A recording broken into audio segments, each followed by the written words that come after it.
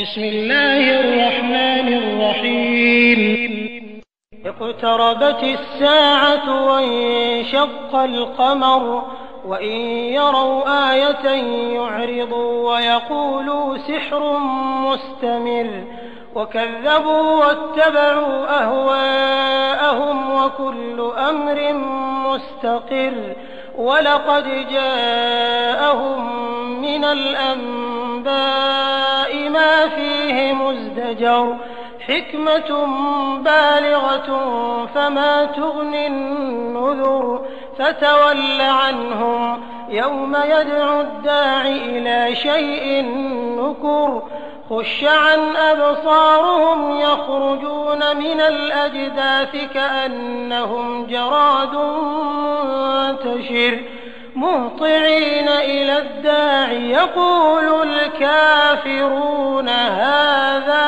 يوم عسير كذبت قبلهم قوم نوح فكذبوا عبدنا وقالوا مجنون وازدجر فدعا ربه أني مغلوب فانتصر ففتحنا أبواب السماء بماء منهمر وفجرنا الأرض عيونا فالتقى الماء على أمر قد قدر وحملناه على ذات ألواح ودسر تجري بأعيننا جزاء لمن كان كفر ولقد تركناها آية فهل من مدكر فكيف كان عذابي ونذر ولقد يسرنا القرآن للذكر فهل من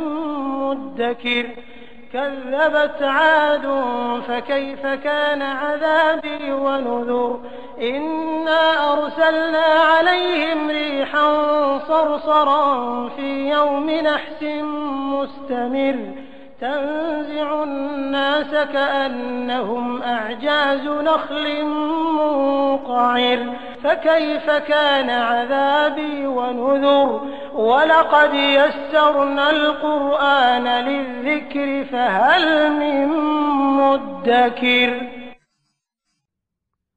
आरंभ अल्लाहच्या नावाने जो मोठा मेहरबान अतिशय दया करणारा आहे. कयामत जवळ येऊन पोहोचली आणि चंद्र दुभंगला आणि हे कसेही चिन्ह पाहतील तरी तोंड फिरवून घेतात आणि म्हणतात, अहो ही तर जादू आहे, जादूमध्ये असंच होतं. त्यांनी डोळ्यांनी पाहिलेल्या गोष्टीला खोटं ठरवलं आणि आपल्या मनाला पटेल ते करीत राहिले. प्रत्येक आदेश पूर्ण होण्याचा एक समय निर्धारित आहे. वास्तविक त्यांच्याजवळ कितीतरी वार्ता येऊन पोहोचल्या आहेत ज्यात त्यांच्याकरता मोठा बोध आहे. बुद्धिमान लोकांचं कथन त्यांच्यापर्यंत पोहोचवलं गेलं, परंतु त्यांना उपदेश उपयोगी पडत नाही. तुम्ही आता त्यांच्याकडून तोंड फिरवून घ्या की त्यांच्यावर तो दिवस यावा जेव्हा पुकारणारा त्यांना भयानक दृश्याकडे बोलवेल.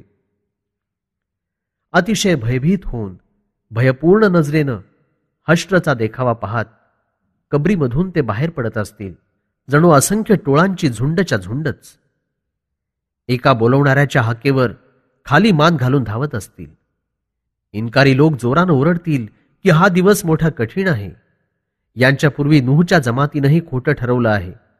त्यांनी आमच्या दासाला खोटं ठरवलं आणि म्हणाले की हा वेडा आहे आणि त्याला फार झिडकारलं, दाबण्याचा प्रयत्न केला. नूह यांनी आपल्या पालनकर्त्याची दुआ केली, मला दाबून टाकलं गेलं आहे, तू माझी मदत कर. तेव्हा आम्ही पाणी ओतण्याकरता आकाशाचे दरवाजे उघडले आणि जमिनीतून पाण्याचे झरे वर येऊ लागले. आमचा आदेश लागू करण्याकरता पाण्याचं जेवढं प्रमाण आवश्यक होतं तेवढं पाणी जमा झालं. मग आम्ही नूहला एका नौकेत स्वार केलं जी तख्त आणि मेखा असलेली होती.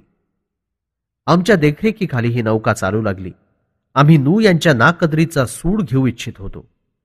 आम्ही त्या नौकेला एक चिन्ह बनवून सोडलं. तर आहे कोणी विचार चिंतन करणारा? मी भय दाखवूनही ज्या लोकांनी मानलं नाही त्यांच्यावर माझा प्रकोप कसा राहील? निस्संदेह उपदेश प्राप्त करण्याकरता आम्ही या कुराणास सहज सोपं केलं आहे.